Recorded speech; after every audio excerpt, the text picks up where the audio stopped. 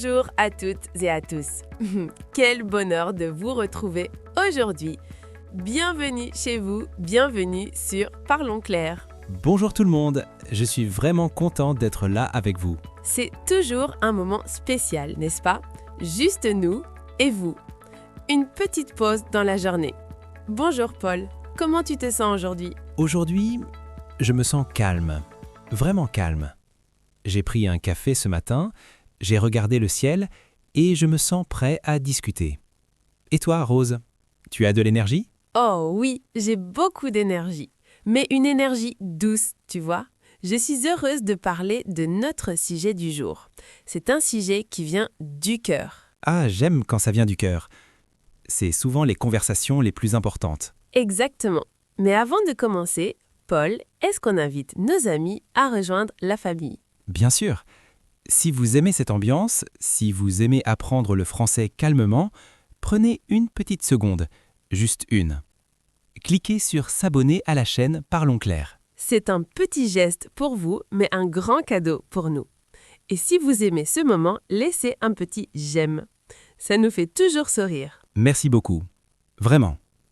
Alors Rose, de quoi allons-nous parler aujourd'hui? Aujourd'hui, Paul, on va parler d'un secret. Un secret pour parler français. On va voir pourquoi la confiance est plus importante que le vocabulaire. Oh, c'est intéressant. La confiance plus importante que les mots? Oui, absolument. Beaucoup de gens pensent qu'il faut connaître tous les mots du dictionnaire pour parler. C'est vrai. Je me souviens, quand j'ai commencé à apprendre des langues, je voulais tout savoir. Je voulais être parfait. Et alors, est-ce que ça a marché? Pas du tout. J'avais peur. J'avais des milliers de mots dans la tête, mais ma bouche restait fermée. C'est exactement ça. C'est le problème. On a les mots, mais on n'a pas la clé pour ouvrir la porte. La confiance, c'est la clé. J'aime cette image, la clé. Donc tu dis que, même avec un petit vocabulaire, on peut ouvrir la porte? Oui! Imagine, Paul, imagine un touriste, il est à Paris. Il connaît 10 mots, juste 10. Bonjour, merci, s'il vous plaît, café ou toilette. C'est la base, c'est le kit de survie. Exactement. Mais ce touriste, il a une confiance totale. Il sourit, il regarde les gens dans les yeux, il dit « Bonjour, café, s'il vous plaît » avec énergie. Je vois la scène. Le serveur va comprendre, c'est sûr. Le serveur va comprendre et le serveur va sourire. La communication est réussie. Pourquoi? Parce qu'il a osé. Il n'a pas eu peur de faire une erreur. Voilà, il a osé. Maintenant, imagine une autre personne.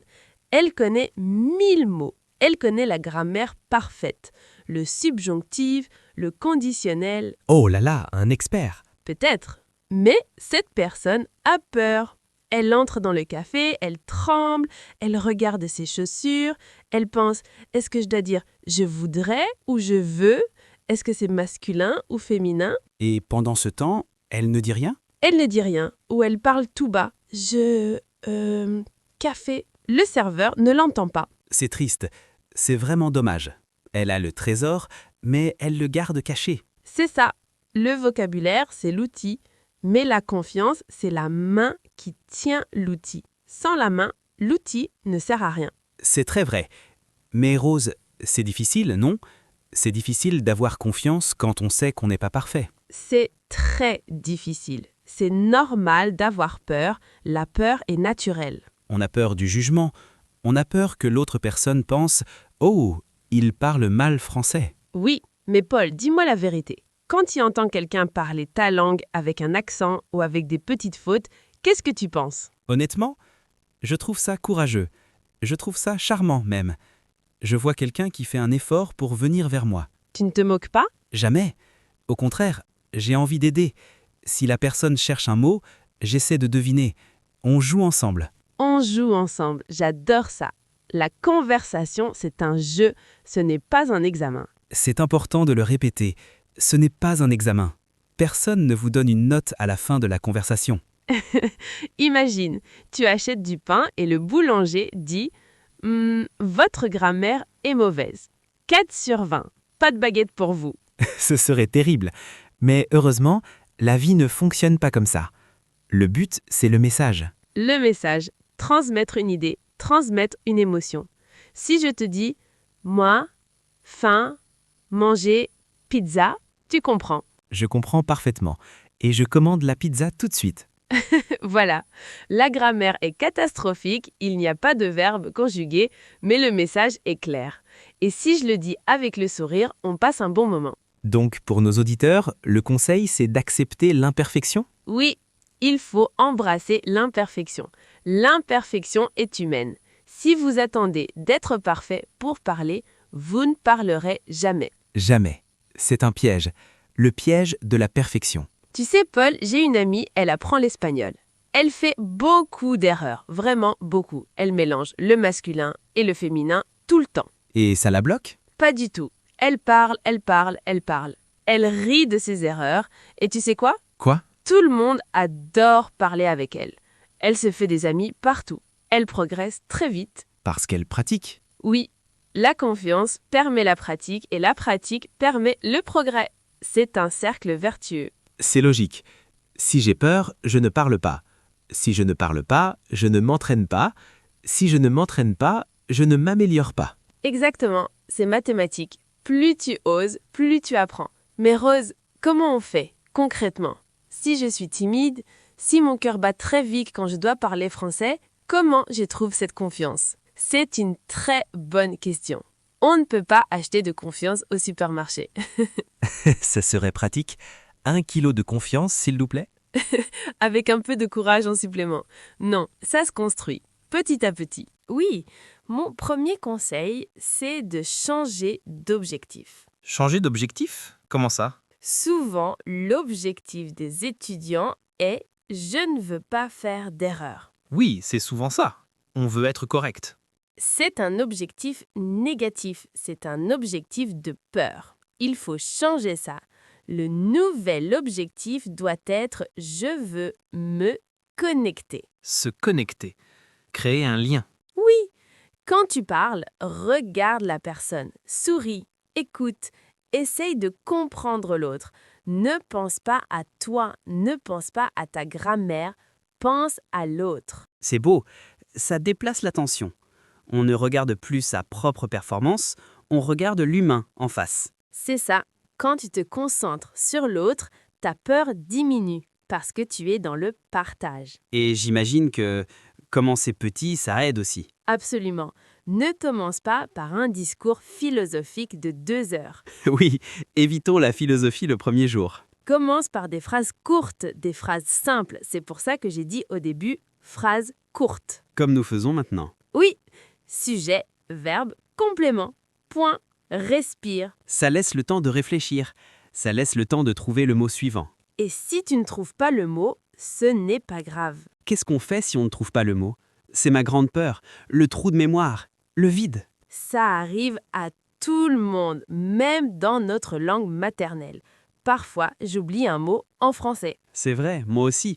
L'autre jour, j'ai oublié le mot ascenseur. J'ai dit « la boîte qui monte ». La boîte qui monte, c'est génial. Et la personne a compris? Oui, elle a ri et elle a dit « ah, l'ascenseur ». Tu vois, tu as utilisé une périphrase. Tu as expliqué le mot. C'est une technique excellente. Ça demande de la confiance. Oui, il faut accepter d'avoir l'air un peu bête pendant 2 secondes. Mais le résultat est là. On a communiqué. C'est ça. Quand tu te concentres sur l'autre, ta peur diminue parce que tu es dans le partage. Et j'imagine que commencer petit, ça aide aussi. Absolument.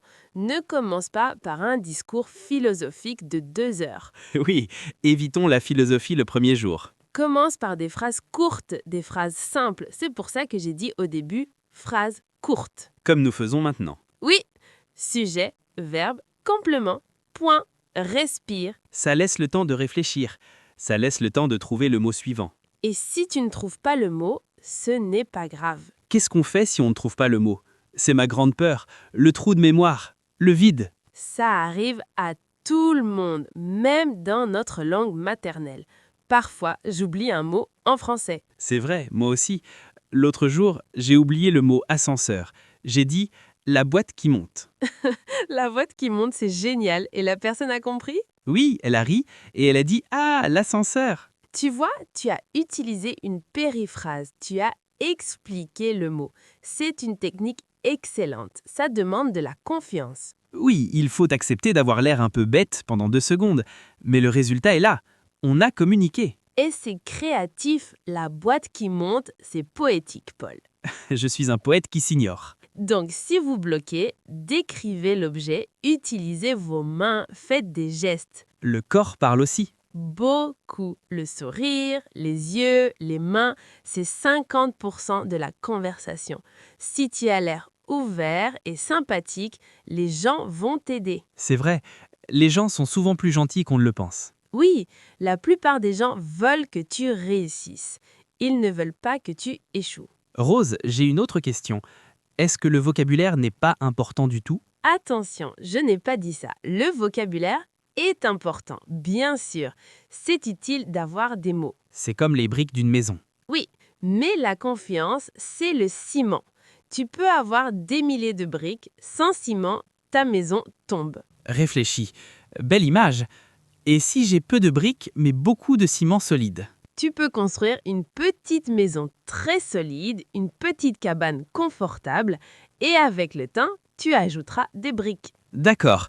Donc on commence petit, mais solide. Voilà, apprenez les mots essentiels, les verbes les plus fréquents. Être, avoir, faire, aller, vouloir, pouvoir. Avec ces 6 verbes, on peut dire énormément de choses. Énormément. Je veux aller, je peux faire, je suis, j'ai. C'est suffisant pour commencer. Ne perdez pas de temps à apprendre des mots rares comme ornithorynque ou pamplemousse si vous ne savez pas dire je veux de l'eau. Ornithorynque. C'est un mot amusant, mais pas très utile tous les jours, sauf si on travaille dans un zoo. C'est ça. Simplifiez votre apprentissage. Moins de mots, plus d'utilisation.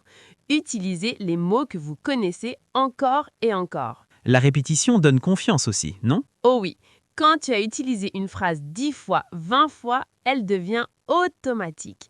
Elle sort toute seule. Et là, on se sent puissant. Oui, on se sent fluide. On ne traduit plus dans sa tête. Traduire dans sa tête, c'est fatigant. C'est épuisant. Et ça tue la confiance parce que tu es toujours en retard sur la conversation. Alors, comment on fait pour arrêter de traduire? En acceptant de penser simplement.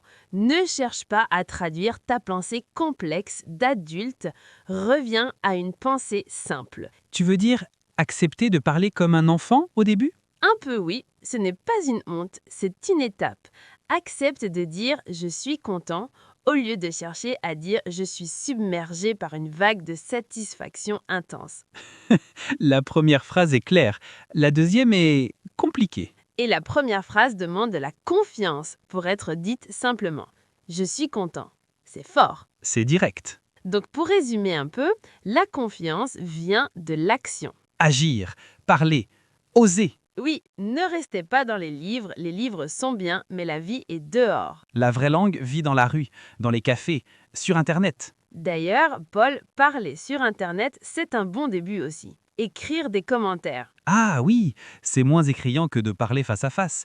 On a le temps d'écrire. C'est un excellent entraînement pour la confiance. Vous pouvez écrire un petit commentaire sous cette vidéo. Juste une phrase. Même juste merci ou j'ai aimé. Ou je suis d'accord. C'est un premier pas. Vous affirmez votre présence en français. Vous dites j'existe dans cette langue. J'existe dans cette langue. C'est profond, Rose. C'est une question d'identité. Oui, apprendre une langue, c'est développer une nouvelle partie de soi-même, une nouvelle personnalité presque. Ma personnalité française est peut-être plus relaxée que ma personnalité normale. C'est possible. Souvent, on se sent différent. On est plus libre parfois parce qu'on n'a pas tout le poids de notre passé dans cette nouvelle langue. On est nouveau. C'est une chance de se réinventer. Exactement. Alors ne gâchez pas cette chance avec la peur. Soyez bienveillant avec vous-même. La bienveillance, être gentil avec soi, ne pas se critiquer. Imaginez que vous parlez à un ami.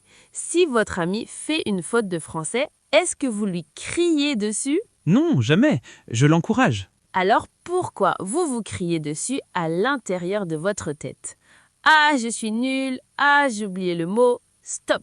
On doit être son propre meilleur ami. Oui, dites-vous, bravo, j'ai essayé, j'ai parlé, la prochaine fois, ce sera encore mieux. C'est une habitude à prendre.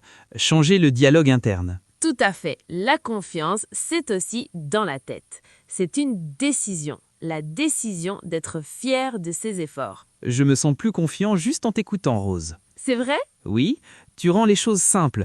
Tu enlèves la pression. C'est le but. Pas de pression, juste du plaisir, le plaisir de connecter. Je pense à nos auditeurs qui nous écoutent peut-être dans le bus ou en marchant. J'espère qu'ils se sentent un peu plus légers, un peu plus courageux. J'en suis sûr. Vous savez, le vocabulaire viendra, c'est inévitable.